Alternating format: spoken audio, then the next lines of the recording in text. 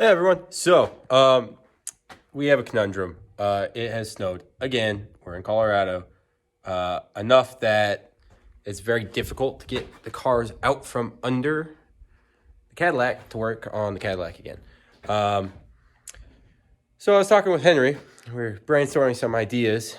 We need a snow plow, and I have a new truck, so we're gonna think about maybe making a snow plow for that. But then we're like, what? No, why would we? That would require us paying for parts. So instead, we decided we're gonna take the Chevette. We got more plywood, but that's some of it, and screen door kit that I found in the junk bin, and oh yeah, and then piece of metal. We're trying to make the Chevette a snow plow. So we'll see where this goes.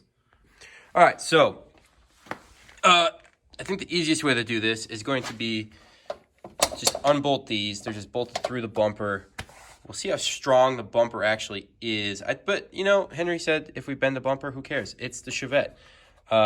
This probably needs to be detached too, but that's going to be its own work. We're going to actually try to avoid having to do that. There's a hole here-ish and one under here. And so the goal is pop that off, use those existing holes, screw this on straight on here, and put the hinges, and then make a larger plow than that, put a couple together, and basically make it so it just falls down here. It's going to be at hopefully at a pretty shallow angle, so that it doesn't try and fold under. And it probably won't work, but we're going to try it. So, typical Chevette, there is a nut on the back of that now has one of our sockets stuck to it, because instead of spinning the nut, the socket just spun and rounded itself onto the socket because it's just so rusty. So, next step. Yeah, that worked perfectly, actually. There we go. Very, very stuck. So, on to the next one. Okie dokie. Well, sawed those off. Yeah. Unbolted one side and sawed the other side. Everything is very rusted. So now we're going to try and mount this there, and then mount wherever the spring kit is to it. And yeah. Sure. Hey, he said this was okay. Originally.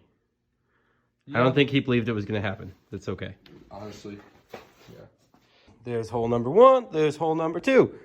Are they straight? Probably not. All right, it is now mocked up. I got them started in there. They pushed back in. Added some washers because, it's not straight, so it had to be spaced out. And then ran out of washers, so just used some giant nuts. All right, well, it's freaking on there. And actually, a lot stronger than I expected. Maybe this will actually work. And then I got to figure out some way to get underneath it so that it doesn't catch in cracks. But I'll get to that when I get there. Well, there we go. I only put one bolt on each side, but it does go all the way through. 8mm, I think, is what I used. Pulled out of our box of bolts over there. I really don't think that's what's going to fail. I think we're going to rip every single one of the screws going into there out. And then we're going to put bolts in. We're going to rip those out too. So I dug through the scrap pile a little bit more, and I found these. About the same width. There's the original one, and there's these.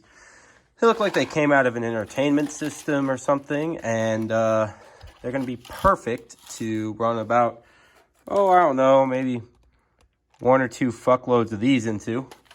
Make it all one big thing, and put it on there. Originally, I was going to try and tension it with the, wherever it went, somewhere over there, spring for the spring door kit that these hinges came out of.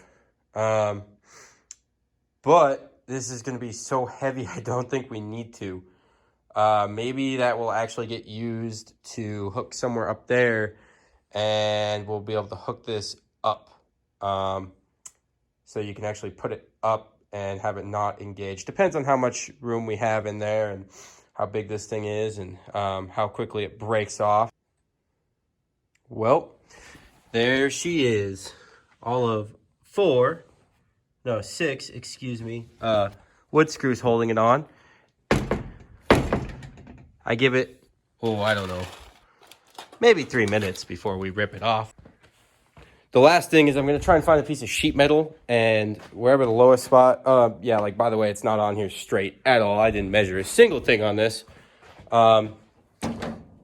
Standard for what we do around here. I know we have some sheet metal.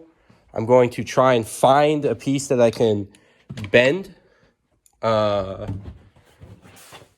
underneath the bottom of that piece, and try and make it so it can't really get caught in cracks, or at least it kind of skips over cracks a little bit. I don't know how well that's going to work. I haven't really thought that part through much. I didn't honestly plan on doing this really tonight or more than 20 minutes ago, and here I am. I really just didn't want to shovel, I think is what it was. And I'm probably still going to have to shovel anyways, because I guarantee this won't work. So, in the scrap pile, I found this guy. Mechanical drive systems. It's just a piece of sheet metal. It came off a old Amatrol cart. This is going to be folded over. I've got some clamps. I've got a hammer somewhere over there. I'm going to bend, I don't know, maybe like an inch over, and then put it on that guy and just kind of screw it on.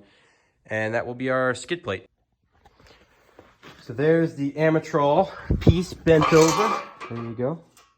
It's going to slide in right under there like that.